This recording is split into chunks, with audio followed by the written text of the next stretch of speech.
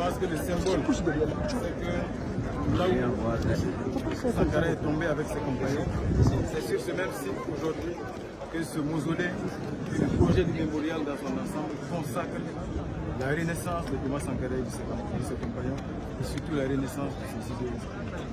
Ce n'est qu'un premier pas de mausolée.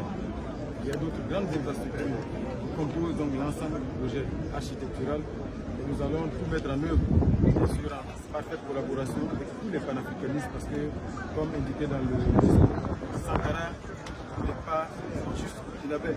Sankara appartient aujourd'hui à l'Afrique. Il appartient au Sénégal, il appartient au Tchad, il appartient au Ghana, il appartient à toute l'Afrique, il appartient à tous les peuples combattants d'Afrique et d'ailleurs. Donc je pense que c'est ce symbole-là aujourd'hui qui fait de cette journée une journée historique. Et nous avons dire merci à tous les frères, amis de Burkina Faso ici à Ouagadougou, pour marquer leur solidarité et leur fraternité, mais aussi faire en sorte que nous puissions ensemble magnifier ce jour historique-là et rendre hommage à Thomas Sankara. Je cite en particulier les frères premiers ministres qui sont là, le premier ministre Sanko, le premier ministre Hanina, qui ont effectué les déplacements. C'est un signe de solidarité et de fraternité avec le peuple burkinabé, au moment où le peuple est en train de mener ce combat-là. Poursuivre le combat de Thomas Sankara pour l'indépendance réelle, pour la souveraineté, pour la dignité, pour la liberté, et surtout pour véritablement ouvrir les perspectives du vrai développement fondé sur des ressorts endogènes. Ce devoir mémoriel est important parce que les peuples se distinguent par leur capacité à figer leur mémoire, aussi bien dans ce qu'ils présentent, ce qu'elles présentent de positif et ce qu'elles présentent de moins positif. C'est pourquoi c'est important. Cette année, depuis que nous nous sommes arrivés au Sénégal, nous avons entamé ce devoir mémorial. Vous avez vu la célébration du massacre de Thiaroye 44 qui s'est faite de manière totalement différente cette année et qui a exigé à la puissance occupante de l'époque à reconnaître ce massacre et à en tirer toutes les conséquences. Et il faudrait que partout en Afrique, cet effort mémorial, qui n'a rien à voir avec une quelconque forme de rancœur, que ce devoir mémorial se fasse pour que jamais plus l'histoire ne se répète.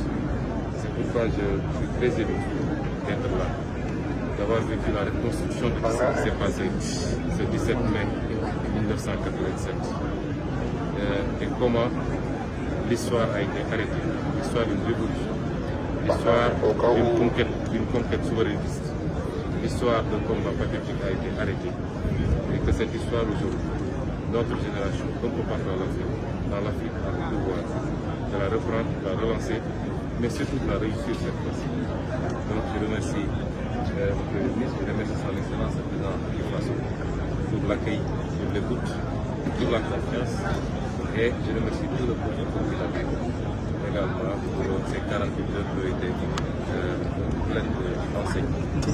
Le chef de Marshall, a souhaité personnellement venir assister à cette cérémonie qui a tout son sens, qui a tout son symbole. Mais empêché par les contingences de son employeur, il m'a désigné de venir le représenter, le joindre aux côtés du frère burkinabé pour l'inauguration de ce mémorial d'un digne fils de l'Afrique, d'un digne fils du Burkina, qui,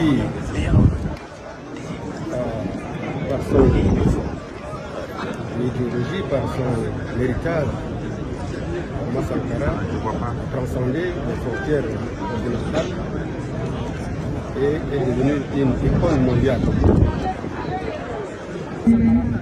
Je pense qu'aujourd'hui, le mémorial, par le grand rendez-vous donné au monde entier, est-ce qu'il y a une seule nationalité qui est absente ici?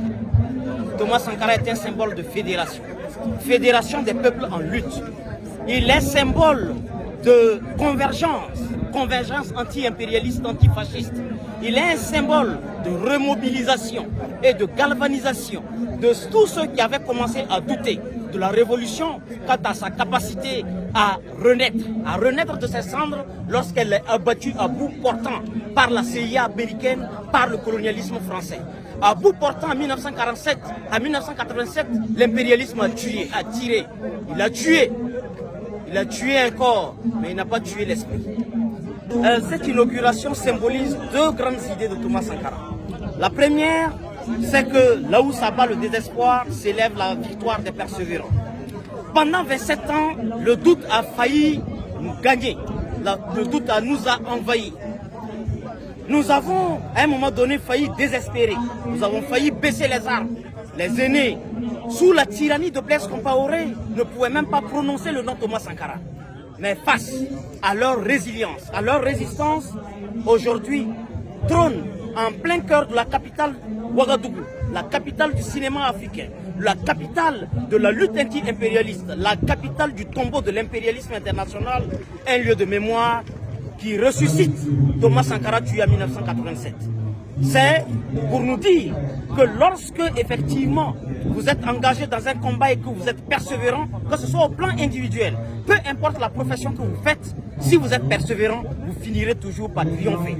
La goutte d'eau n'a rien de solide, mais à force de tomber au même endroit pendant plusieurs saisons, elle finit par creuser un trou dans la roche la plus solide.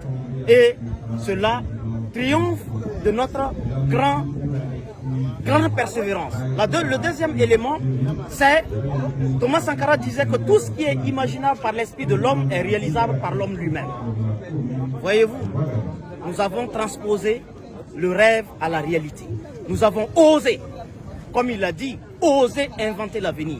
Nous avons osé et nous avons cru en sa mémoire. Et aujourd'hui, voilà un joyau qui sort de terre et qui réhabilite, qui réconcilie les luttes du monde entier et qui aujourd'hui, à travers la diversité des délégations représentées, montre que Sankara n'était jamais mort. Son corps est parti, mais son esprit a continué à habiter nos âmes, à habiter nos cœurs et à habiter nos esprits.